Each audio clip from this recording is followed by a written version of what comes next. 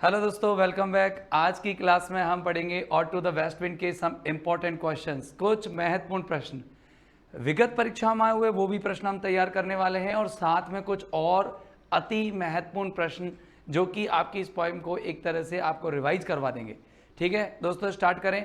तो देखो, आपने एक बार ये और to the west wind P B Shelley की शानदार पोएम आपने पढ़ तो ली ही है। देखो क्या क्या पढ़ लिया आपने, इसके अबाउट द पोइट पढ़ लिया, थोड़ा सा इंट्रोडक्शन जाना, यहाँ पर ये वाली चीज़ें जानी, ये वाला पूरा कंप्लीट किया, फिर पोइम का टेक्स्ट भी हमने पढ़ा। यहाँ हमने कंप्लीट टेक्स्ट पढ़ने के बाद इसके की पॉइंट्स भी देखे, की फीचर्स भी देखे, जहाँ अब यहाँ देखिए स्कूल लेक्चरर एग्जाम्स के क्वेश्चंस आपके शुरू हो गए हैं। स्कूल लेक्चरर 2024 का सबसे पहला प्रश्न आपके सामने खुल रहा है। West wind is addressed by various names. Waste wind को अलग अलग नामों से जाना गया एंड एडजेक्टिव्स के नाम से जाना गया बाय शैली के द्वारा। इन इज और टू द वेस्ट विंड, अपनी पोएम और टू द वेस्ट विंड में which of the following addresses is not use in the poem. निम्न में से कौन सा एड्रेस यूज नहीं किया गया था, बताओ। Spirit, fierce, uncontrollable, thou breath of winter, impetuous one, या फिर क्वेश्चन नॉट अटेम्प्टेड। ये कौन सा ऑप्शन आपको सेलेक्ट करना है। तो मुझे जहां तक उम्मीद है मेरे भाई, आप लोग जो है आंसर देंगे पक्का। ये आपका आंसर हो जाएगा कौन सा, thou breath of winter. Breath of winter की जगह उन्होंने ब्रीथ ऑफ ऑटम बोला था, विंटर नहीं बोला था। यहाँ पर आपका आंसर जो होगा ना भाई साहब, वो होगा ये स्प्रिट फियर्स बोला था, अनकंट्रोलेबल बोला था, इम्पेटुअस बन बोला था, लेकिन आपको दाउ ब्रीथ ऑफ विंटर नहीं बोला था, दाउ ब्रीथ ऑफ ऑटम बोला था। देखो आरपीएससी स्कूल लेक्चरर कैसे क्वेश्चन पूछे लग गए, नहीं मैट्रिक्स मैच के क्वेश्चन पूछने लग गए लिटरेचर से बना करके। नेट का पैटर्न है ये, नेट में इस तरह से आता है। वेस्ट विंड आपको ये मैच करना है इससे। वेस्ट विंड को क्या कहा, विंग्ड सीड्स को क्या कहा, स्प्रिंग को क्या कहा, मेडिटेरियन के लिए कौन सा वर्ड यूज हुआ है बताइए। वेस्ट विंड को किससे जोड़ा है, प्रिजर्वर और डिस्ट्रॉयर से। विंग्ड सीड को किससे जोड़ा है, कॉर्प्स से, उनकी डेड बॉडी पड़ी रहती है। स्प्रिंग को जॉर्ज सिस्टर कहा है और मेडिटेरियन को क्रिस्टलिन स्ट्रीम कहा है। ठीक है ना, ये बड़ी नींद में सोया हुआ होता है, वेस्ट विंड आती है, इसको जगाती है, भाई जग भाई जग। देखिए ये देखिए, वेस्ट विंड को आपने जोड़ा दूसरे से, तो दूसरा वाला ये वाला पहला ऑप्शन सही है। ठीक है ना, ओके, बिल्कुल बिल्कुल बिल्कुल सही है, बहुत बढ़िया। अगला देखिए, वन टू लाइक दी। भाई मैं भी तुम्हारी तरह बनना चाहता हूँ। वन वन मतलब मैं ऐसा व्यक्ति बनना चाहता हूँ। In this poem one to the west, one जो है और टू द वेस्ट विंड में क्या रिप्रेजेंट करता है, द वेस्ट विंड को, द पॉइट को, द फॉरेस्ट को, द लायर को। जो पॉइट को कहता है मैं भी तुम्हारे जैसा बनना चाहता हूँ, तो पॉइट अपने लिए वन यूज करता है यहाँ पर, तो पॉइट के लिए ये अपना होगा। अगला देखना, शैले की पोएम और टू द वेस्ट विंड कब लिखी गई थी, तो लिखी गई थी 1819 में और पब्लिश हुई थी 1820 में मेरे भाई। 1819 में लिखी गई थी, बता दिया था आपको ये सारी चीज़ें, और 1820 में क्या हुई थी, पब्लिश हुई थी। देखिए, be would blow, who would blow, कौन ब्लो करेगा द क्लैरियन को, क्लैरियन मतलब बिगुल को, ओवर द ड्रीमिंग अर्थ, उस स्वप्न लेती हुई स्वप्न धरती पर, इन और टू द वेस्ट विंड, कौन करेगा बताओ, क्लैरियन कौन बजा सकता है, तो क्लैरियन बनाएगी ईस्ट विंड या स्प्रिंग। तो देखो जो अजोर सिस्टर, देखो यहाँ पर the dead leaves, the dead leaves नहीं, डेड लीव नहीं बजा सकती, सीट नहीं बजा, वाइज स्प्रिट भी नहीं बजा सकती, और ये बजाएगी the azure sister of the spring. तो बसंत ऋतु की जब अजोर सिस्टर आएगी, और यहाँ पर बसंत ऋतु की अजोर सिस्टर कौन होगी, ईस्ट विंड। तो जब वेस्ट विंड वापस लौट के आएगी तो वो ईस्ट विंड हो गई, तो ईस्ट विंड यहाँ पर बिगुल बजाएगी और मामला क्लियर हो जाएगा। आगे देखिए, वो धरती जग जाएगी। Spring's rejuvenating power of quickening a new birth in chalets or to the west wind is first mentioned through the image of, मतलब कहना क्या चाह रहा है कि बसंत ऋतु के अंदर एक पुनः किसी को नवीन बनाने की, युवा बनाने की ताकत होती है, ठीक है ना, और न्यू बर्थ देने की ताकत होती है। शैले की और टू द वेस्ट विंड में सबसे पहले मेंशन किस इमेज के थ्रू हुआ है, the bolted vast sepulchre of congregated might, lulled coiled of the crystalline streams, clarion call of the azure sister that fills the hills and plains और worlds of crystalline. ये इसमें आ रहा है कि भैया जैसी वेस्ट विंड आएगी तो पहले स्टेंजा में यही आया है, और द वॉल्टेड वास्ट जो सेपलकर है ये ओशियन वाले में आया है, ये भी ओशियन वाले में आया है, और ये भी ओशियन वाले में आया है। तो ये सबसे पहले आया अजोर सिस्टर वाला, इसमें वो क्या करेगी, पूरे लैंड को शांत कर देगी पूरे, और किससे भर देगी, नए जीवन से भर देगी। द ऑटमनल टोन, जब पतझड़िए टोन आएगी तो यहाँ पर शैली रिप्लिकेट करते हैं थ्रू हिज वर्ड्स। बताओ किस किस चीज़ को रिप्लिकेट करते हैं कि वो ऑटमनल टोन से फियर्स और कॉम्पिटिटिव हैं, ग्रो ग्रे एंड फियर हैं, स्वीट दो इन शेडनेस, मतलब बिल्कुल सही ऑटमनल टोन, मतलब वो कह रहे हैं कि स्वीट टोन होगी ऑटम की, लेकिन ऑटमनल की स्वीट टोन क्यों होगी? क्योंकि ऑटम जब आता है तो पत्ते झड़ते, तो इसका मतलब संकेत है नए जीवन का।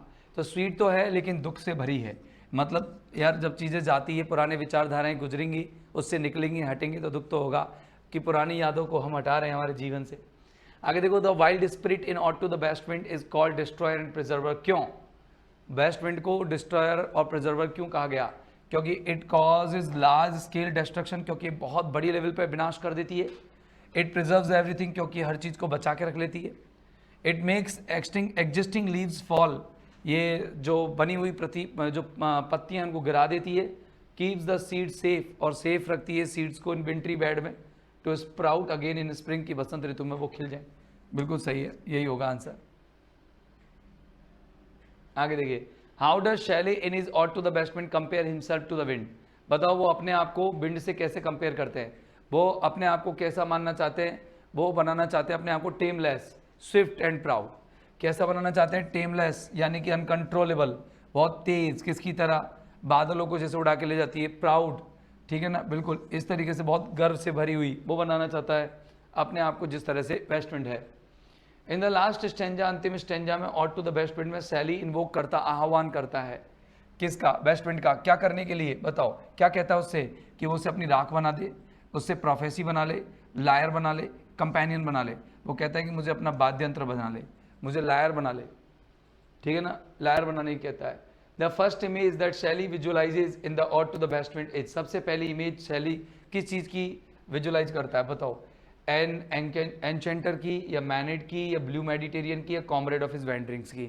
बताओ, कॉमरेड ऑफ हिज वेंडरिंग्स तो यहाँ आपके लास्ट स्टेंजाज में है, जहाँ पर शैली पर्सनल हो जाता है थोड़ा सा, लेकिन जब पहले स्टेंजा है उसके अंदर वो एनचेंटर की बात करता है कि वो पत्तियों को भगाती है। इसका मतलब है कि वो बेस्ट विंड एक एनचेंटर की तरह है।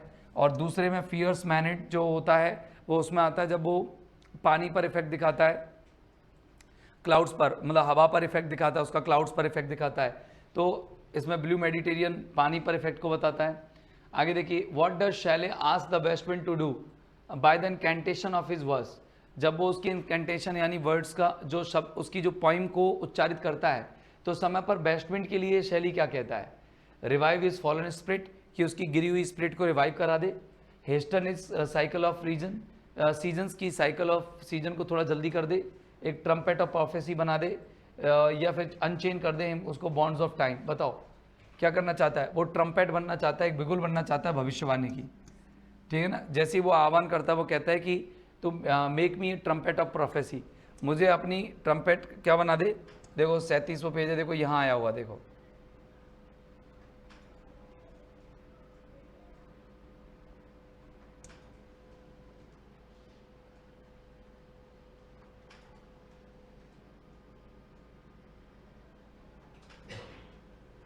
बताता हूँ मैं आपको।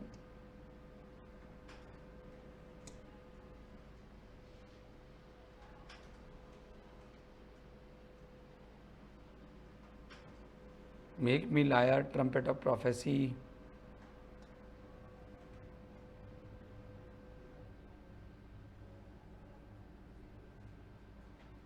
इतने सारे पेज हो गए तो पेज में देखना भी बड़ा मुश्किल हो जाता है।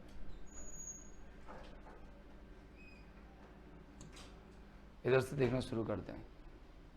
Impulse, strength, swift, cloud, mightiest, bear, wave, okay, beneath, seemed, comrade. तो कॉमरेड बनवा लेता है वो उसको, ठीक है, वो कहता है कॉमरेड बना लो मुझे। तो इसके अलावा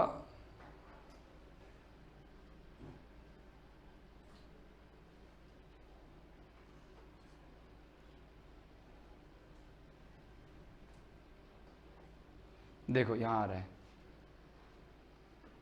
देखो क्या कह रहा है कि drive my dead thoughts over the universe like withered leaves to quicken a new birth, and by the incantation of this verse scatter as from an extinguished hearth ashes and sparks my words among mankind be through my lips to unawakened earth the trumpet of prophecy.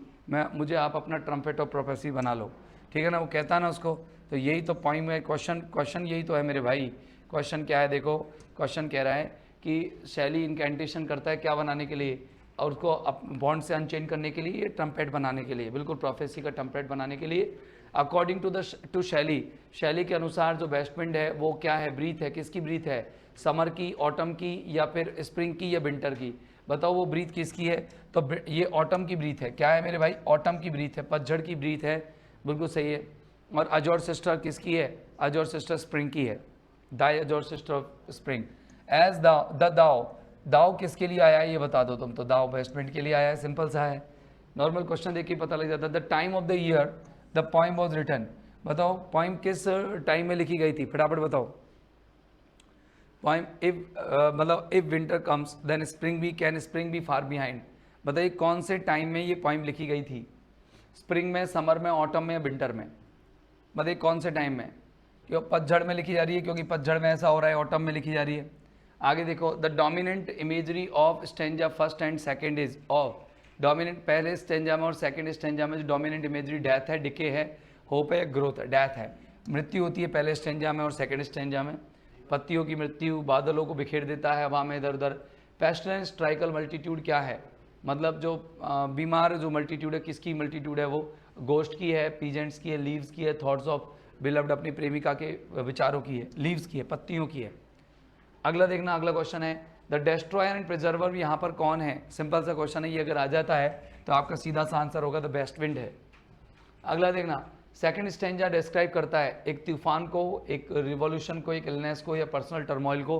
अभी तक third stanza तक तो personal turmoil आता ही नहीं है, यहाँ पर तूफान को वो हवा में वो अपना इफेक्ट दिखाती है, कौन, waste wind. The logs of approaching storm, आने वाले तूफान की जो लटें हैं वो क्या दिखाती हैं, जेल दिखाती हैं, beloved tresses and angelic host, या क्लाउड्स, बताओ क्या है ये, क्या है बताना। लॉग्स ऑफ स्ट्रॉमिंग, जो ये आ रहा ना अप्रोचिंग स्टॉर्म, देखो साफ साफ आया है। एक बार मैं 43 नंबर की स्लाइड से वापस जा रहा हूँ, सेकंड स्टेंजा पर, सेकंड कैंटो पर, ये फर्स्ट कैंटो हो गया, ये सेकंड कैंटो हो गया, ये रहा देखो। Even from the dim verge of the horizon locks of the outdates of the dying year, ये locks of the approaching storm किसकी है ये, बताना किसकी आ रही है ये प्रॉपरली किसकी आ रही है। आ जाओ क्वेश्चन पे, ऑप्शन पे, ये रहा ऑप्शन अपना, ये लो 43, ये रहा, हाँ किसको दिखाती है, एंजेलिक होस्ट नहीं, क्लाउड्स को दिखाती है, किसको, क्लाउड्स को। बादलों की अप्रोचिंग स्टॉर्म आ रहा है, तो बढ़ता हुआ तूफान किससे संबंधित है, बादलों से। तो बताओ the one wakened from his summer dream, कौन जग जाता है समर ड्रीम से। तो दो सागर यहाँ पर लिए गए हैं, भूमध्य सागर और अटलांटिक महासागर। तो नीला जो भूमध्य सागर है वो अपने किससे जग जाता है, नींद से जग जाता है। क्लीव देमसेल्व्स इनटू कैज्म, अपने आप को खाइयों में बांट लेता है। इन अब तो कौन है जो अपने आप को खाइयों में बांट देता है, ये अटलांटिक ओशियन करता है ऐसा काम, अटलांटिक ओशियन थर थर आ जाता है इसके। तो वेव्स, लहरें होती है, उसकी लहरें होती है, जो लहरें क्या करती है, कैज्म बना देती है, खाई बना देती है, जिससे कि वो क्या कर सकता है, मूव कर सकता है। The growing grey with fear, वो बहुत डर जाता है, डर से, मतलब बहुत ज़्यादा ग्रे पड़ जाता है डर से। अब वो तो किससे, एरिस्टोक्रेट से, बूड्स एंड फ्लावर्स, या सी बूड है, या वर्ड्सवर्थ है, कॉलरिज है। तो डरा कौन था, डरा था बूड्स। ग्रोइंग ग्रे विथ फियर्स, जो पानी के अंदर, अटलांटिक ओशियन के अंदर जो बूड्स है वो पूरी तरह से जल जाता है, वो डर जाता है और डर करके क्या अपनी पत्तियों को गिरा देता है। तो बूड्स एंड फ्लावर्स यहाँ पर आंसर आ जाएगा। अगला देखिए, stanza number 4 indicates that the point, चौथे नंबर का स्टेंजा क्या दिखाता है कि ड्रीड्स ड्राइंग, की पॉइंट के जो ड्रेड्स हैं वो डाई कर रहे हैं। Is unhappy with his life, कि वो जीवन से अनहैप्पी है। Feel society is needlessly suffering, कि सोसाइटी बहुत ही अनावश्यक रूप से पीड़ित हो रहा है, हमेशा वो मूव हो जाता है ब्यूटी ऑफ नेचर। बताओ, तो वो कह रहा है is unhappy with his life, कि वो अपने जीवन से नाखुश है, दुखी है। Poem could be summed up as a, बताओ पोइम एक तरह से क्या है, पोइम एक तरह की प्रेयर है वेस्ट विंड से। वो कहता है कि मैं भाई प्रेयर करता हूँ, तो ये मत समझना कि मैं तुझसे ताकत चाहता हूँ, लेकिन मैं बचपन में होता तो मैं तुम्हारे बराबर ताकती होता। तो देखो क्या कह रहा है कि what does Shelley repeatedly ask to wind to do, मतलब वो उससे बार बार क्या कहता है, सुनने की कहता है, भाई सुन, o hear o hear, hear o hear, ये तीन स्टेंजा, तीन जो कैंटोज थे, पहले तीन कैंटोज में यही लास्ट में आता है। Which element of romanticism, romanticism का ऐसा कौन सा एलिमेंट है जो कि ऑड टू द बेस्टमेंट का पार्ट नहीं है? बताइए। Political ideology, preference for melancholy, interest in nature और यूज ऑफ वर्सिमिलिट्यूड। बताओ क्या है? पॉलिटिकल आइडियोलॉजी है, मेलानकली नहीं है, उदासीनता, प्रेफरेंस फॉर मेलानकली। भाई नेचर तो देखो हर रोमांटिसिज्म में नेचर होती है ना, सिमिलिट्यूड होता है, वर्सिमिलिट्यूड होता है, आइडियोलॉजी होती है, पॉलिटिकल विचारधाराएं होती है, नेचर नहीं होता, वो सॉरी वो नहीं होता, क्या नाम से, मेलानकली नहीं होता। आगे देखिए, which body of water was woken up. बताओ कौन सा महासागर जगाया गया वेस्टविंड के द्वारा, एटलांटिक या फिर मेडिटेरियन? क्योंकि ये दो तो ऑप्शन आप गलती कर दो, क्योंकि दो का तो मेंशन ही नहीं किया गया इसके अंदर। मेडिटेरियन सी को जगाया गया था, सो रहा था ये। आगे देखिए, what was Shelley's motive for writing ode to the west wind. क्यों लिखी इसने ode to the west wind? बताओ। पॉलिटिकल रीजन के लिए, he was in love, to make money as an Oxford assignment. बताओ क्या करने के लिए? पॉलिटिकल रीजन्स के कारण से लिखी, राजनीतिक कारण थे इसके। आगे देखो, वाइल इन कॉलेज, जब कॉलेज में था, विच सब्जेक्ट वॉज शैली नॉट हाईली पैशनेट अबाउट। शैली के सब्जेक्ट के बारे में पैशनेट नहीं था, हिस्ट्री के बारे में, इतिहास। ये याद रखना, इतिहास उसको पसंद नहीं थी, बाकी सारी सब्जेक्ट ठीक थी। मैनिड एक क्या है? मैनिड एक विच और एंचेंट्रेस है, मेड है, या फिर डायोनिसस की फॉलोअर है, या टाइप ऑफ विंड है? आपको बताया था शराब दो के देवता वैकस, उसकी अनुयायी है ये लंबे लंबे बाल। The poem is written in what Italian form. कौन सा इटालियन फॉर्म में? जो डिवाइन कॉमेडी से लिया गया है, टर्जारिमा फॉर्म, उसमें लिखी गई है ये, ठीक है ना, टर्जारिमा फॉर्म में है, टर्सेट्स के माध्यम से। हाउ मेनी वाइव्स डिड शैली हैव। शैली की कितनी पत्नियां थी? दो थी, एक तो गॉडविन थी और एक शैली खुद, जो भग गई थी, मर गई थी, ठीक है ना, कूद करके पानी में, ठीक है ना। आगे देखिए, what issue did Shelley constantly face in the writing career. बताओ कौन सा जो कौन सा क्या मुद्दा है राइटिंग करियर में उसने फील किया था? सेंसरशिप, निंदा, राइटिंग ब्लॉक, बैंक्रप्सी या इलनेस। उसकी निंदा बहुत हुई थी, सेंसरशिप बहुत हुआ था, निंदा बहुत हुई थी, मतलब प्रतिबंध हुआ था, प्रतिबंध कह सकते हो आप, बहुत प्रतिबंध लगाए गए विलियम ये इस पर, पीवी शैले पर प्रतिबंध बहुत लगाए गए थे, प्रतिबंध बहुत लगाए गए थे पीवी शैले के लिखने पर, लेकिन भाई सब लिखते रहे और आज फेमस हो गए। Which metaphor represented Shelley's thought and ideas. बताओ कौन सा मेटाफर है जो शैली के विचारधाराओं को दिखाता है? लीव्स, शैली किस अपनी विचारधाराओं को किससे जोड़ता है? लीव से, विंड से, फॉल विंटर से, स्प्रिंग से। वो कहता है लीव्स, मेरी विचारधाराएं पत्तियों की तरह है, पुरानी निकल जाएंगी, नई आ जाएंगी। आगे देखो, ode to the west wind कब लिखी गई थी? 1890 में लिखी गई थी। प्रकाशित कब हुई थी? बताओ प्रकाशित कब हुई थी? ये प्रकाशित ode to the west wind प्रकाशित हुई थी 1820 में, याद रखना, एक साल बाद ही प्रकाशित हो गई।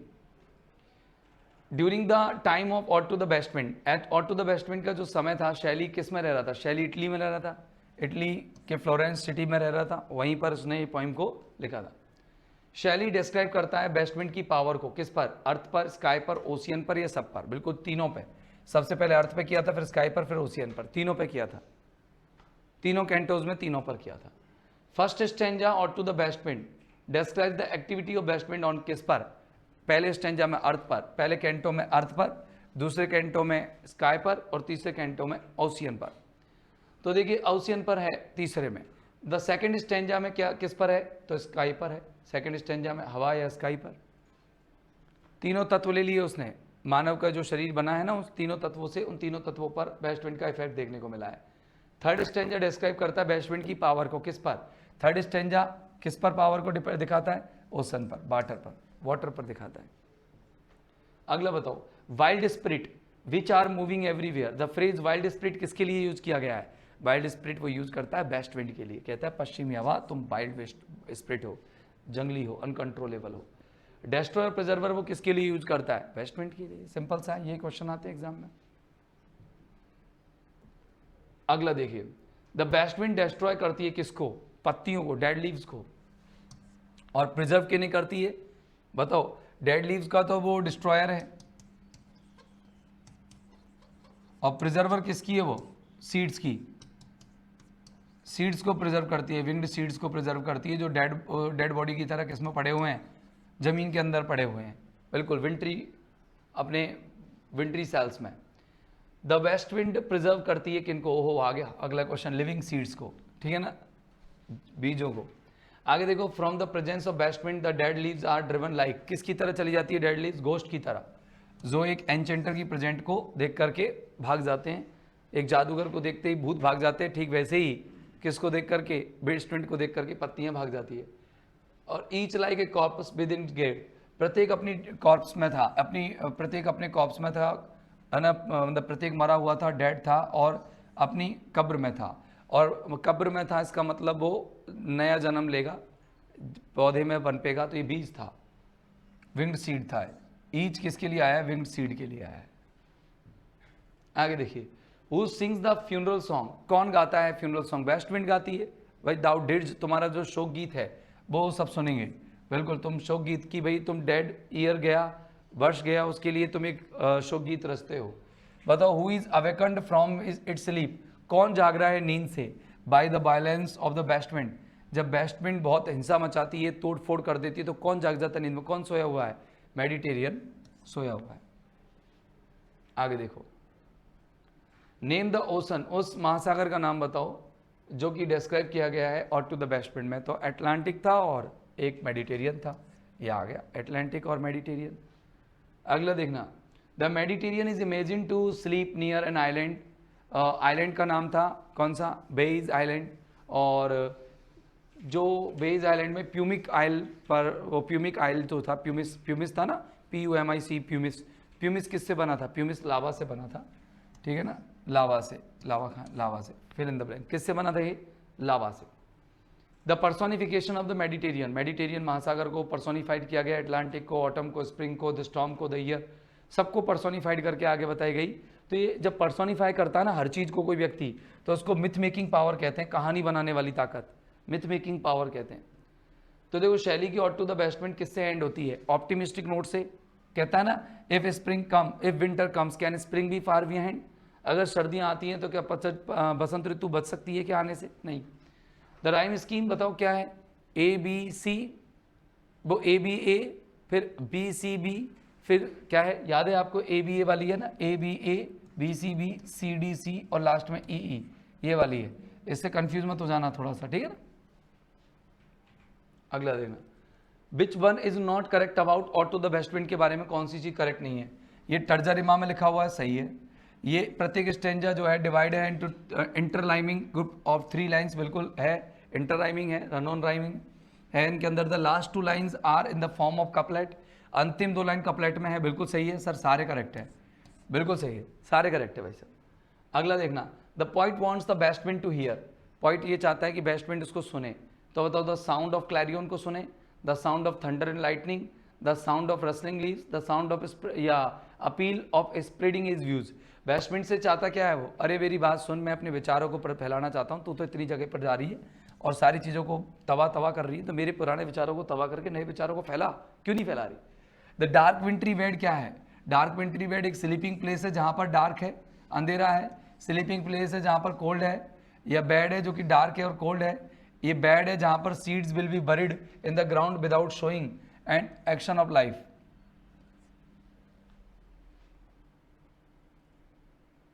सही है, डार्क विंट्री वेड को कह रहा है कि जहां पर बीज जो है वो सो रहे हैं। The locks of approaching storm, कौन सा फिगर ऑफ स्पीच है, वो कहता है ना, जो मतलब जो आने वाला तूफान है, ऐसा लग रहा है बालों की लट हो, तो बिना लाइक यूज किए यहाँ पर कंपेयर कर रहा है वो, तो यहाँ पर मेटाफर है, बालों की लट कहा है उसने आते हुए तूफान को, और महिला के बालों की लट से उसको कंपेयर कर रहा है, ठीक है ना, तो वहाँ पर ये मेटाफर यूज किया गया है इसमें। तो वो पॉइंट कहता है कि एक यंग मैन भी ऐसा होगा जैसे वेस्ट विंड होती है। अब वेस्ट विंड कैसे होती है, वाइल्ड, स्विफ्ट एंड प्राउड होती है, बिल्कुल सही है। टेम, स्विफ्ट एंड हैप्पी, हैप्पी तो नहीं होती वो, अलर्ट भी नहीं रहती, हैप्पी भी नहीं रहती, डेंजरस भी नहीं होती, ये हो गया, ठीक है ना, ये हो गया वाइल्ड, स्विफ्ट एंड प्राउड। बोलता भी है वो कि मैं तुम्हारी तरह टेमलेस बनना चाहता हूँ, स्विफ्ट बनना चाहता हूँ, प्राउड भी बनना चाहता हूँ। Why is the west wind a trumpet of prophecy, क्योंकि ये बारिश लाती है, ये रिलीजन को ब्लो करती है, या bring the promises of spring, या ब्रिंग्स बाम, बताओ क्या करती है। तो ये वेस्ट विंड क्या है, प्रोफेसी है, ट्रम्पेट ऑफ प्रोफेसी, क्योंकि ये क्या करती है, ये ब्रिंग्स करती है, लाती है द प्रॉमिस ऑफ स्प्रिंग, बसंत ऋतु का एक वादा लेकर के आती है। तो ये दोस्त ये क्वेश्चंस हो गए काफ़ी सारे आपके। उम्मीद करता हूँ कि आपको समझ में भी आए होंगे और बहुत सारे क्वेश्चंस आज सॉल्व किए आपने। तो लगभग 40-50 के अप्रॉक्स क्वेश्चंस हो गए। तो दोस्तों आज के लिए बस इतना ही, फिर मिलते हैं अगले एपिसोड में। तब तक के लिए have a nice time, good day, goodbye, thank you very much. और नई चीज़ के साथ मिलेंगे। पोइट्री वाले सेक्शन आपके इसी पॉइंट के साथ कंप्लीट हो गए हैं और अब जो है प्रोज वाले सेक्शन की तरफ हम मूव करेंगे। Thank you.